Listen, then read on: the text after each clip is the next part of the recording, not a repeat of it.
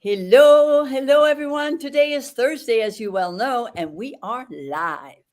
So here I am to start another interview with another awesome guest of mine. But before we do that, let's take care of a few housekeeping tips. First of all, if you're coming in live, in the comment below, would you type in hashtag live? Or if you're watching the replay, hashtag replay, and do tell me where you're coming from.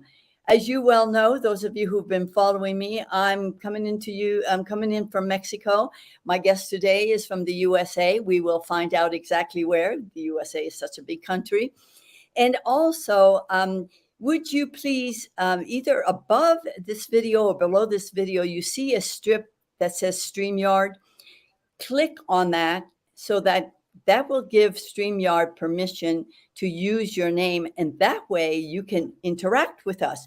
You can ask us questions. You can ask my guests a question. We'll make sure to answer them. Or you can comment, or maybe you just simply want to react. And if you want to react, send us those wonderful hearts, because we know how much we love hearts, and we know it helps the algorithm. So, yes. So, as usual, I just want to let you know how my guest and I, or what we have in common. We have mentors that are in common. We both met on a program with Maya Comerota, who is both she's definitely one of our mentors, I would have to say. We're both KBB members, which KBB started in 2019, and KBB stands for Knowledge Business Blueprint, which is a course that and a program that was started by Tony Robbins and Dean Graziosi in 2019, and it was their new legacy. They started a new legacy that stood for self-education is the new norm.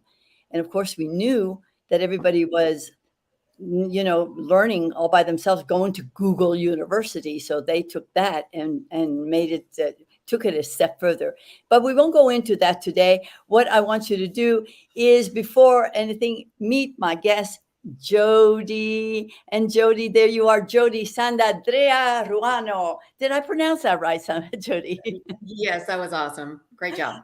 Thank you. I'm so, your name is intriguing to me. I know that Santandrea is Italian, and that's your family name. Ruano is your married name, and that's Hispanic. So could you tell us just a little bit about your childhood and your background, and how it was for you to grow up in Italian family?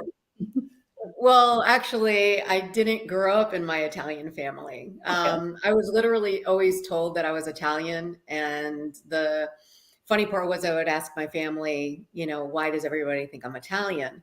And they would be like, I don't know, you're French, like that's the way I grew up. And so we were always in a French area. That's what I was. But it's always been in the back of my head, like it seemed odd.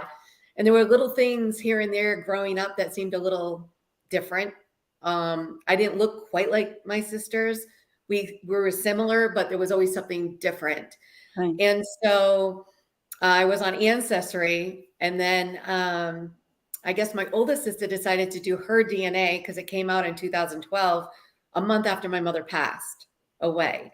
Okay. And I did mine, and then we got the shock that the father I grew up with was not my father. And my God, how old were you then? I was actually 44 years old when I found out. Oh my God.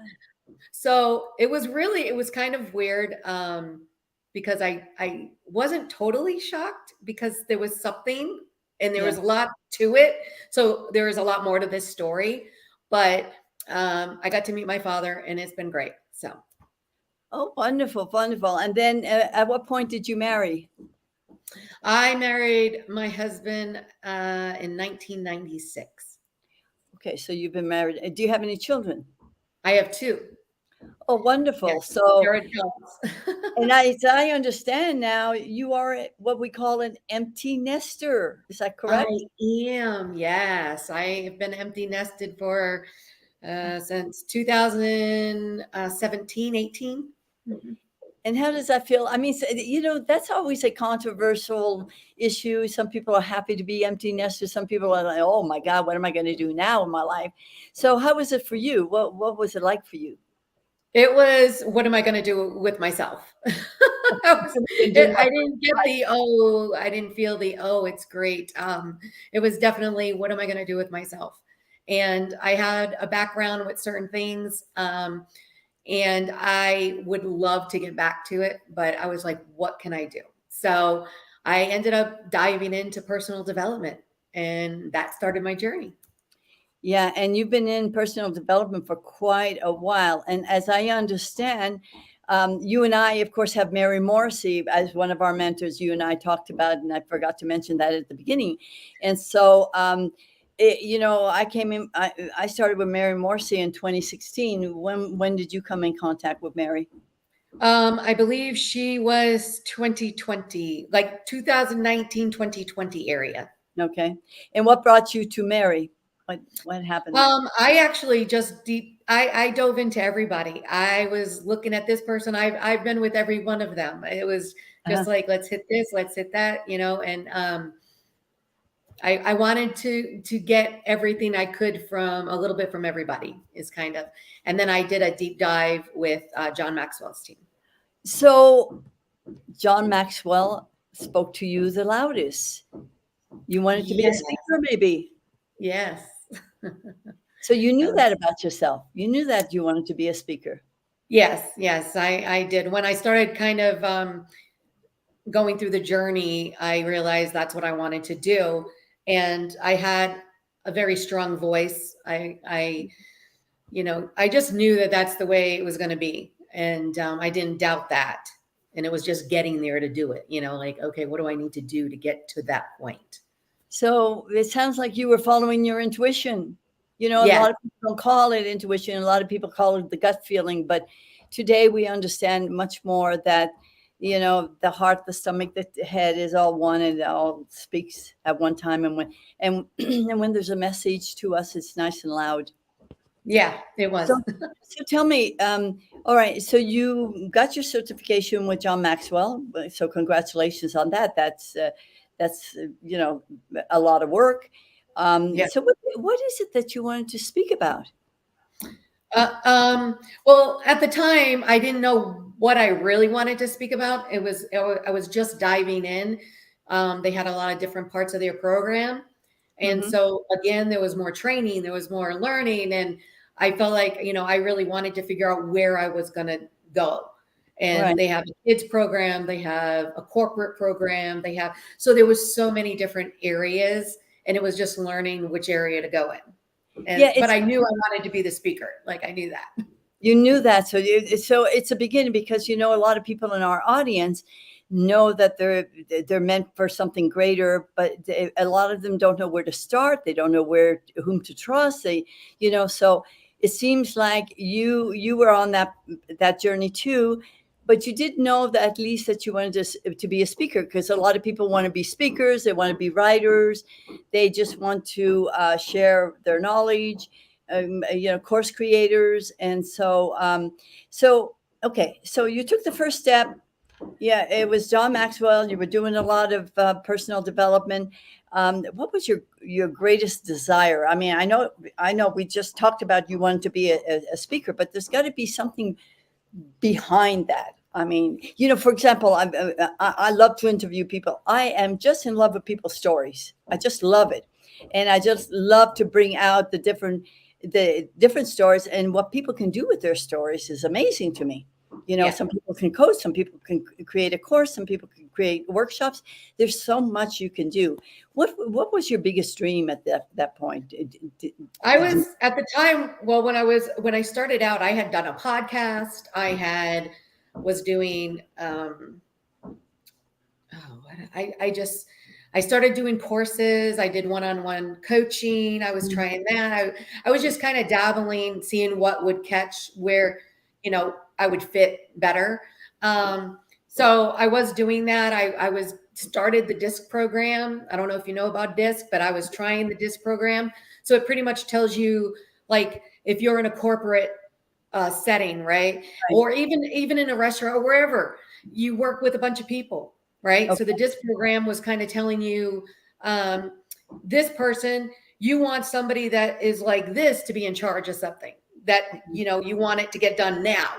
This one, it's going to be a little slower, so you knew the people around you, and it makes it better because you guys can work together, right? And Yeah. because everybody's thing. It's kind of like a personality test, Okay. right? You want a red person to get it going and finish, boom, right? And you white person, you're not going to want to give that to. So Okay. it's sort of like that, just a different way of looking at it. So that Yeah. kind of intrigued me. And so I started kind of going down that road. Okay. Okay. So there was a lot of desires. There was a lot of taking the steps, but there's a big difference between desiring, taking the right steps, and taking the right action. Because there can be a gap there, and a lot of people have great thoughts, they have a lot of desires, but taking concrete action is something that either they fear or they don't know how to take. So uh, what happened there with you? What were the reasons behind your lack of action, so to speak, or potential barriers that got in your way? That Okay, well, one of the things back in 2000, I guess it was 2020, Mhm. when I was with Mary Morrissey, I was talking to somebody in the program, and they said something to me that triggered something. And they said, "What is it that stops you from going forward? Like, what is it?" And I sat there for a second, and I was just like, because I didn't really think that deep of like Right. really why, like what was the issue, and something had happened to me in my past. And so with that, I didn't know if you want me to go into a little bit of that, what happened, but Well, or just if it's significant to where you are today, definitely. Yes. okay. So when I was younger, um, I had been I was modeling, and I was in Teen Magazine. And the problem, what happened was everybody got excited. People were really nice about it, except I did have somebody that was really jealous. Oh, And so what happened was this girl kind of attacked me and threw me into a bus. And I ended up with a fractured skull, and I had to relearn how to talk, had a busted nose. So there was a lot going on, and in that moment when I was 15 years old. And and I think that triggered me to the fact of, if I really put myself out there again, like I did before, yeah. is somebody going to try to hurt me? Is somebody going to, And so I had to backtrack. I had to go through all the stuff. And I just said, no, it ain't going to stop me. I guess I've let it stop me without realizing it. Right. And I was like, no, I'm going to go forward. So that's what I did. And I went full force and did my certification. And right after that, 2 months later, I ended up getting sick with COVID pneumonia, double pneumonia, and Oh was my. put on life support. Wow, you were put on life support during COVID because you had, I mean, you had lung problems, right? Well, not originally, no. I've never had lung problems beforehand.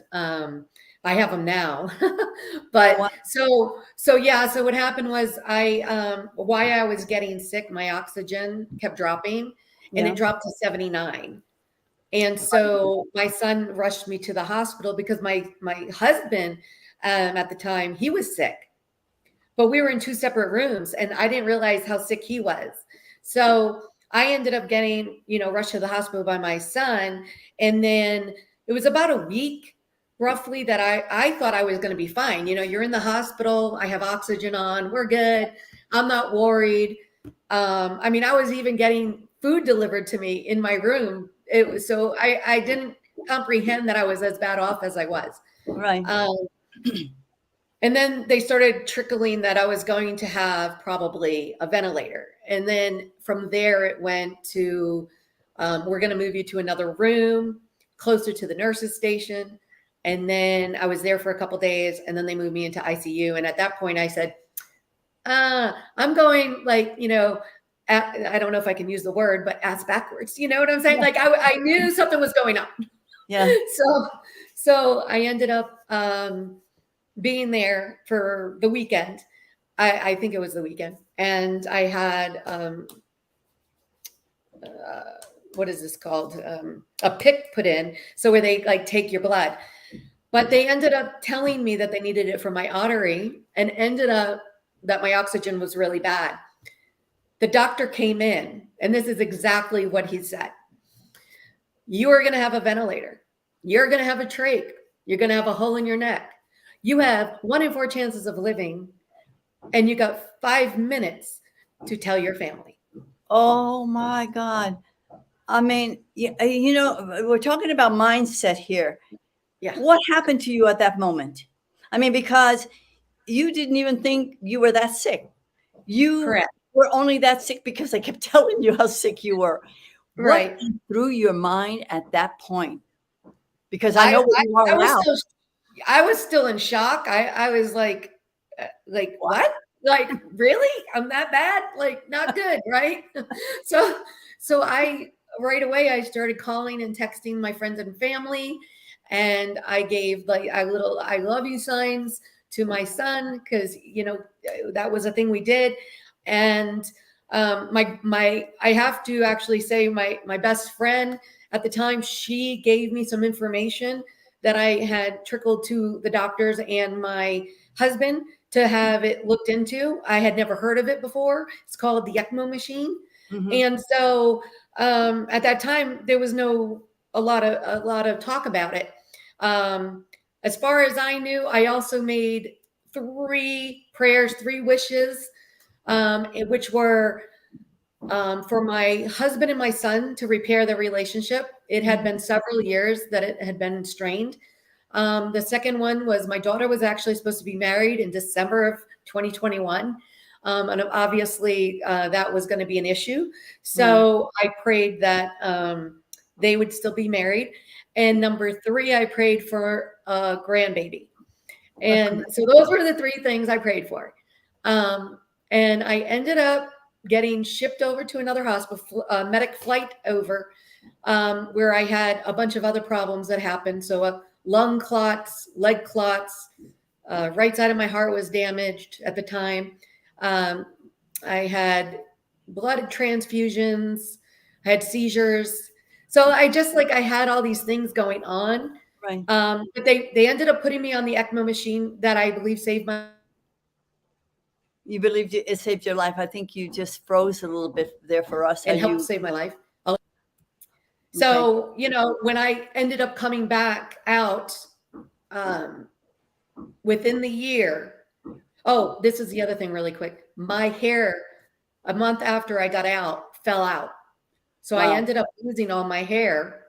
And the mindset is like it's coming out in. Yeah.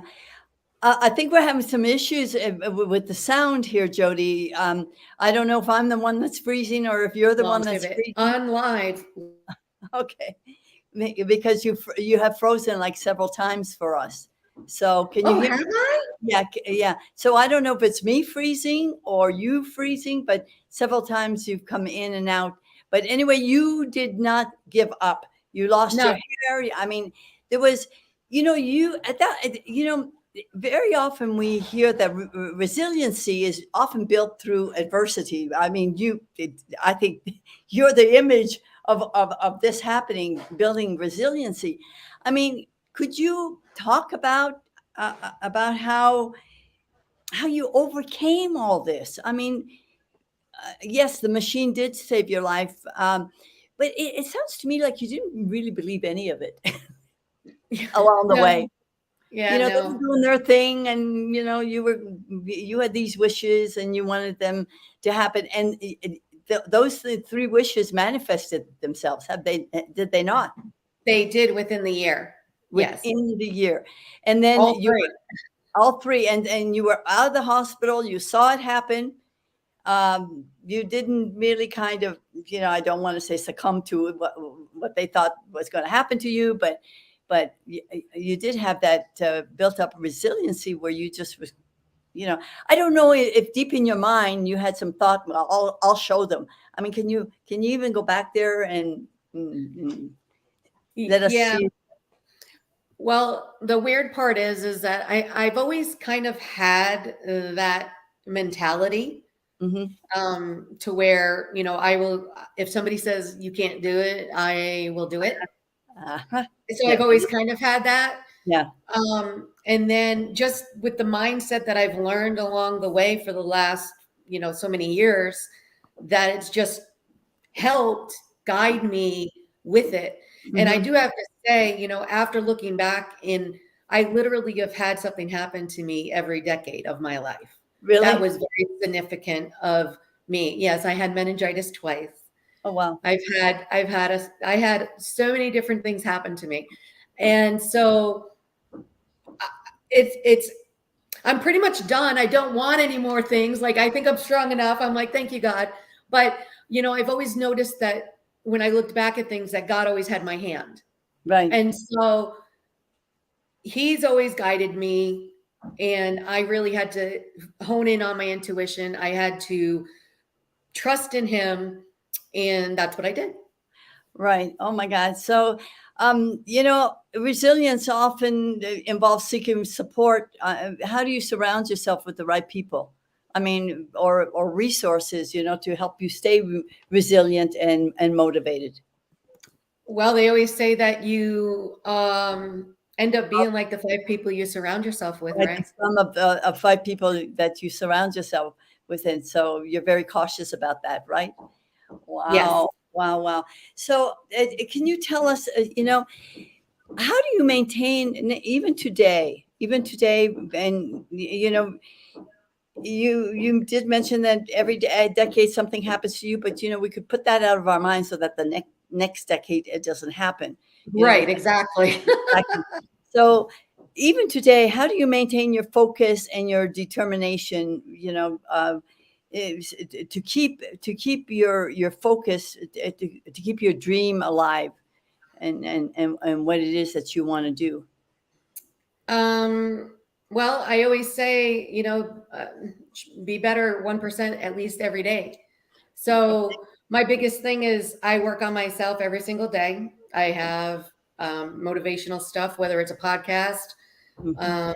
because you need your own coach too, right? So I Absolutely. still have coaches, and I just I just know that I've always been meant for something. Yeah. And I knew that after all this that I definitely needed to figure that out and get it done and go for it, because life is so short Hmm. that why waste it? And the only thing, like, my biggest thing is I've always wanted to jump out of an airplane, Okay. right? I had never done it. I've bungee jumped because I've always been like, I'm going to do it. Right. Right. So I've always wanted to do, so I've got to look now because I do have lung damage if I'm even able to do that. So I still want to, but I just got to, verify that it's an okay thing for me to do.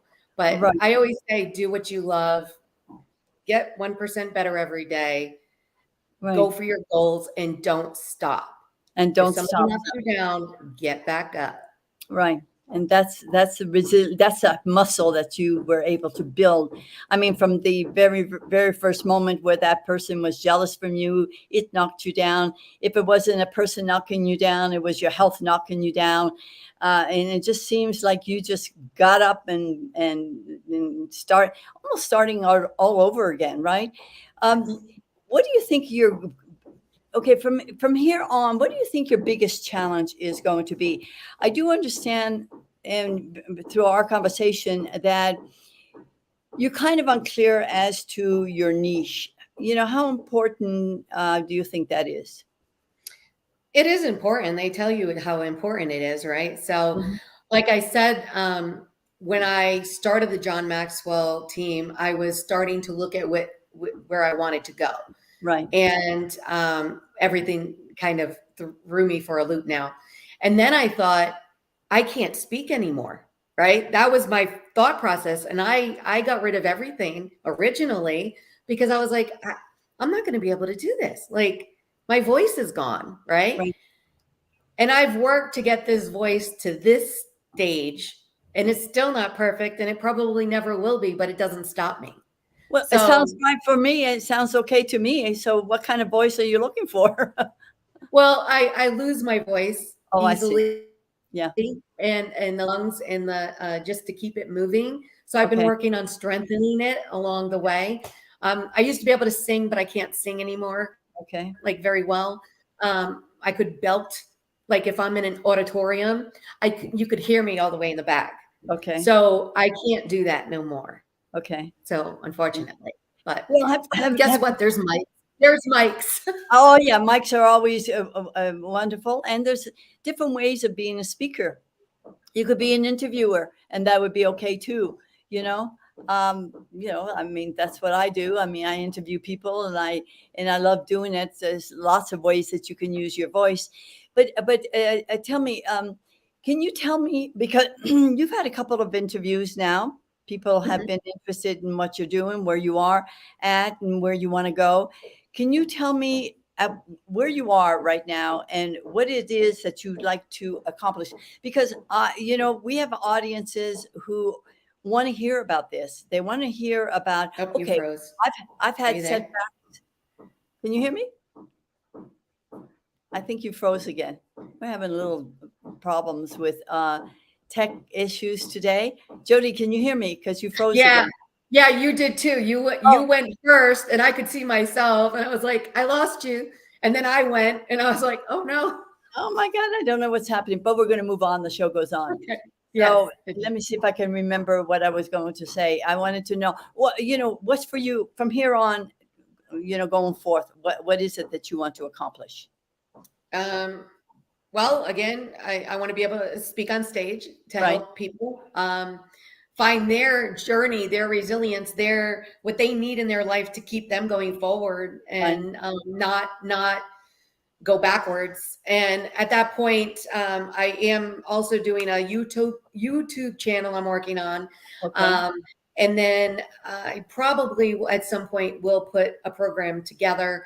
And at the same time, I'm also working with a great health and wellness because I needed to make sure my health and wellness was okay. Okay, and that's always a great thing to do. If you're going to affiliate yourself with anything, you should affiliate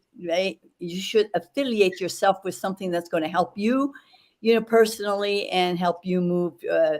So tell me, what actionable steps are you going to begin to take on this speaking journey of yours?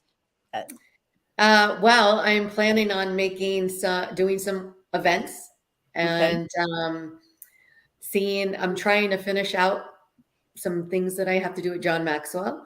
okay. And hopefully I will check out your little program that you also have maybe. So why don't you tell Absolutely. somebody about that? Well, we do. I work with a team of people, and what happens is basically we work with people like you who know they're meant for something bigger, but they don't know where to start. You do know where to start. You at least know that you want to be a speaker. It just sounds like you need some help with narrowing down your niche, because you can't just be talking to everybody, because if you think you're talking to everybody, you're talking to nobody really. Right, exactly. Yes. you know and so so we have a strategy. Actually, it's the same strategy that Dean and Tony uses, because we were affiliates of them from the very beginning. And I remember Dean used to say, steal this from us, steal. And then he changed his tune. Yes, He you did. started saying, model this from us, because people probably said that's not a cool thing to say, but that's exactly what we did. We just took that model, and we came up with our framework that was based on pretty much their framework.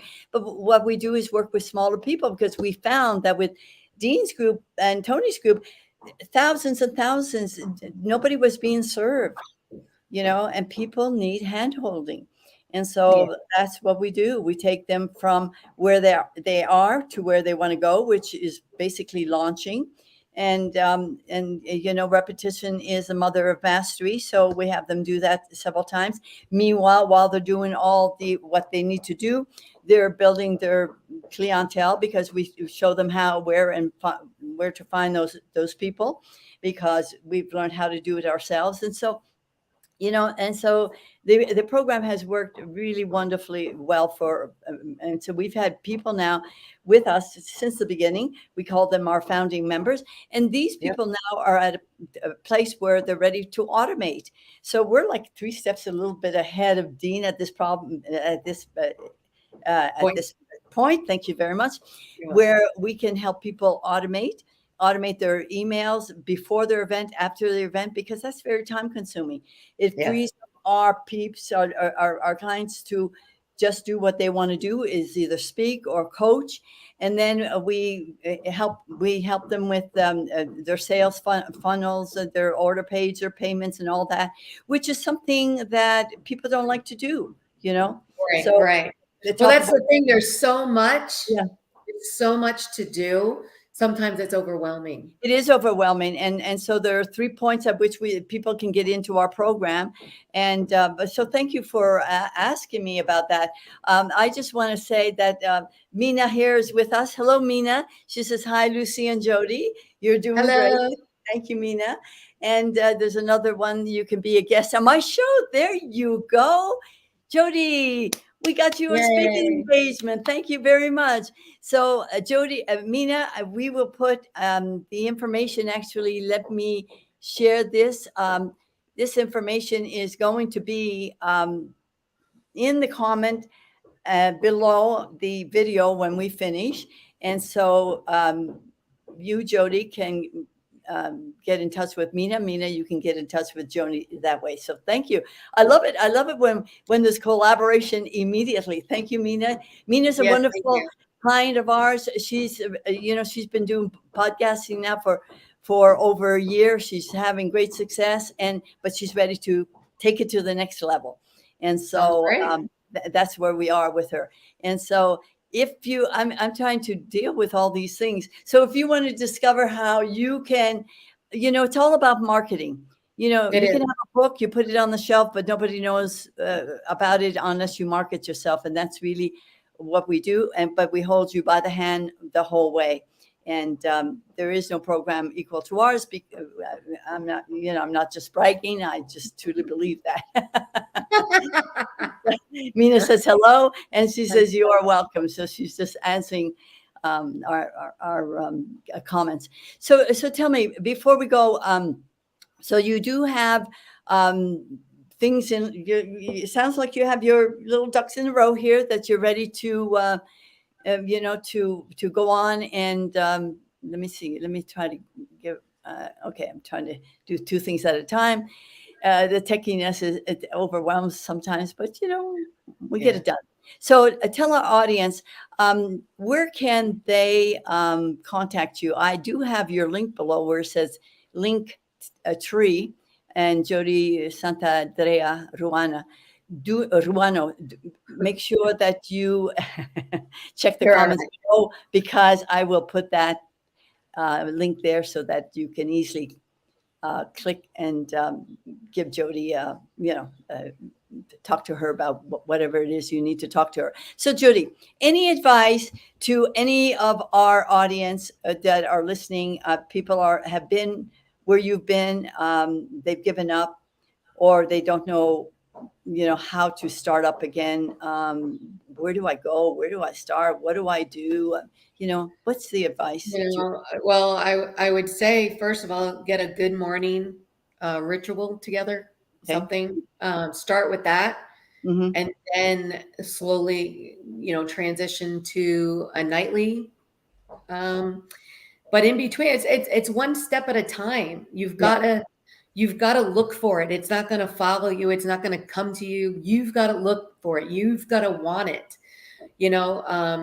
The affirmations, say affirmations to yourself, whatever it is that you're looking for.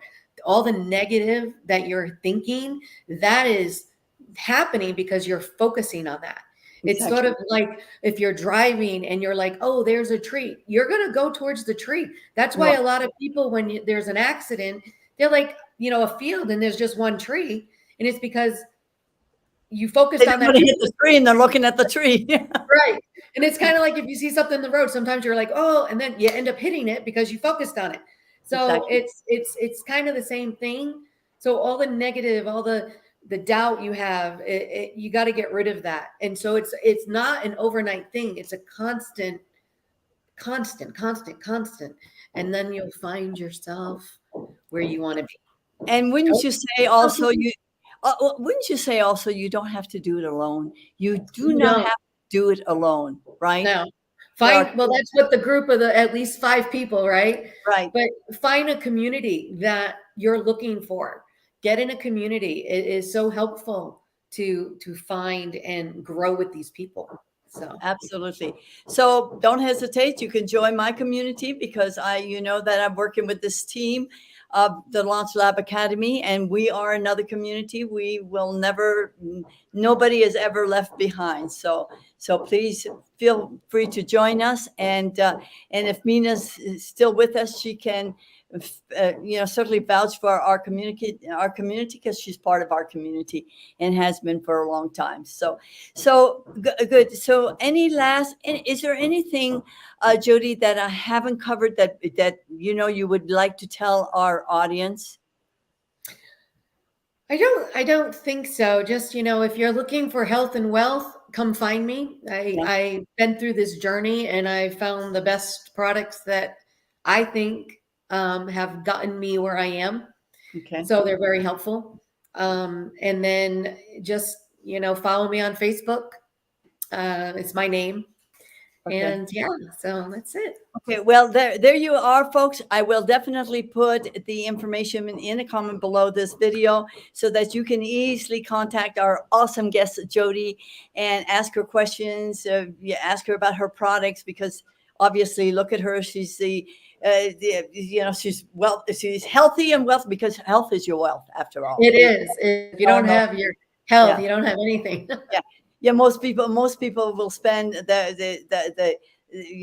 forever on their health, and when you're wealthy, then usually if you don't have your health, you spend all your money looking for your health. So exactly. Yeah. So we know what's there's a last comment. Let's put it there. Mina says, yes, I'm here. It's amazing to learn from the team. So thank you, Mina, for that. And so we will leave you with that last comment. We will leave you, and thank you also, Jodie, for your presence today. I know that you're a busy person. I'm honored to have had this time to speak with you. We will be in touch for sure. And and of course, again, I repeat, the information below the video will be there to have you touch base with Jodie. And I do want to thank my audience for being here today. Thank you. I know you could be anywhere, but you chose to be here. So thank you. And I will see you next week for another awesome interview. Bye for now. And thank you very much. Bye. You're very welcome, Jodie. Bye-bye. Bye.